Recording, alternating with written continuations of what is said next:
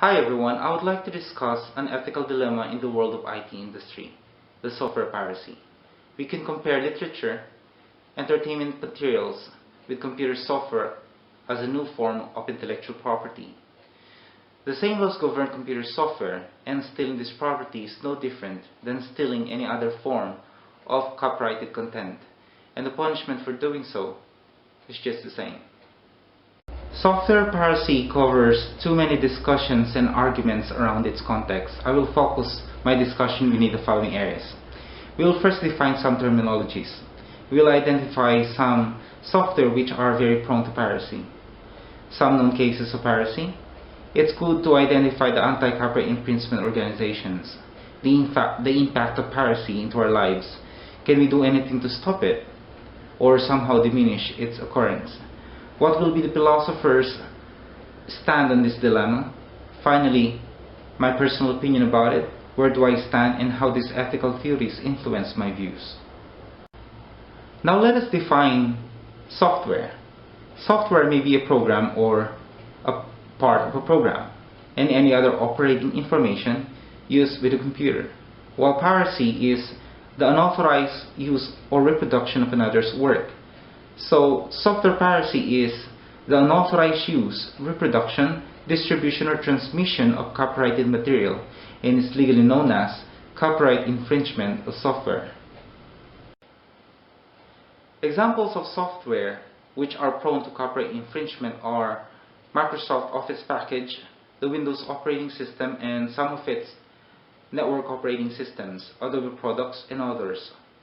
Some of the software licenses are now either being linked to the computer name, where the manufacturers are providing a separate encrypted code with a computer name associated with it to validate the authenticity of the software, or the software must be activated online in order to complete the installation's validation. The first case, as an example, Oracle alleges that Google unlawfully copied from 37 packages of pre-written Java programs. Oracle sued Google in 2010. The software giant argued that Google had infringed on its copyrights by using Java's API without permission. In defense, Google said that APIs can be copyrighted. The principle, says Google, is that open and interoperable computer languages form an essential basis for software development and are key to collaboration and innovation. A district court ruled in Google's favor back in 2012. Calling the API a utilitarian and functional set of symbols that couldn't be tied up by copyrights. Last May 2014, a federal appeals court overturned that ruling by calling the Java API copyrightable. However, the court said that Google could still have lawfully used the APIs under fair use, sending the case back to the lower court to argue the issue. That's where Google will have to go next, now that the Supreme Court has declined to hear the issue over the copyright itself. Latest article about this issue was on 29th of June 2015. The second case is the three-man charge in multi-million-dollar software piracy scheme.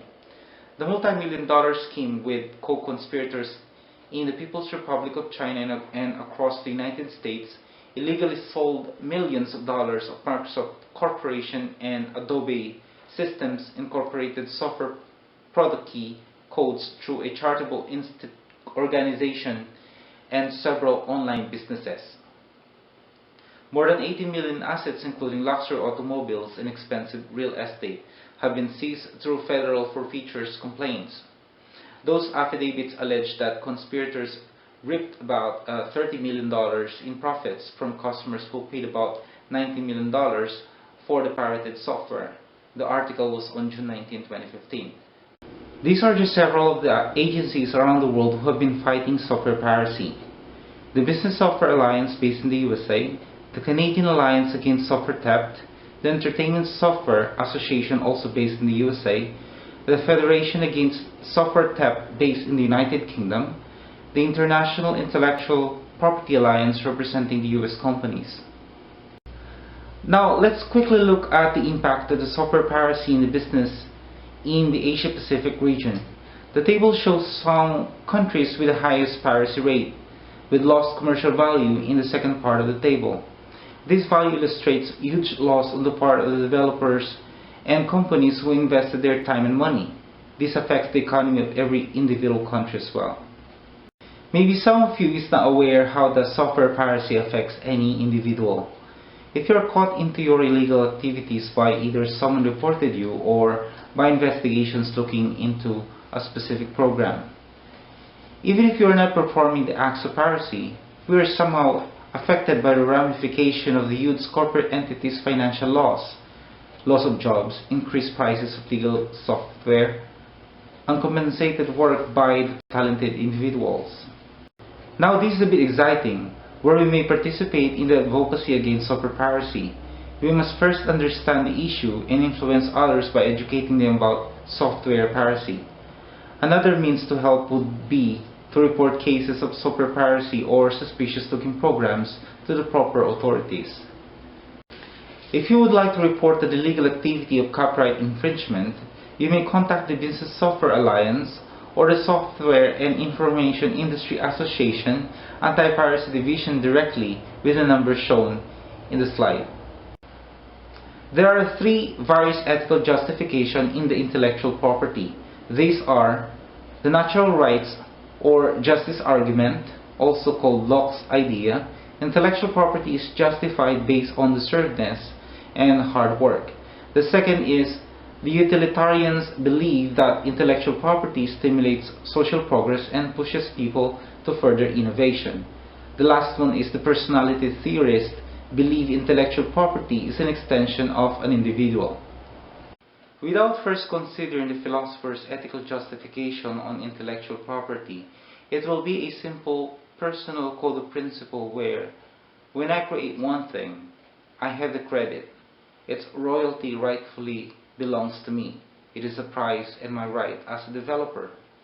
The corporate social responsibility of an IT company may be expressed in different methods, which will make its customer benefit. It may be in a form of workshop or any educational program. As a whole, my affirmation with the philosopher's perspective. There may be some who are against copyright infringement. The intention may be good, but it can be vaguely misunderstood in terms of practice and a possible abuse of its context. Thank you for watching this video, and I hope you learn about software piracy and its ramification. This is Joseph Vitug. This is my technical talk video for computer ethics at University of the Philippines Open University.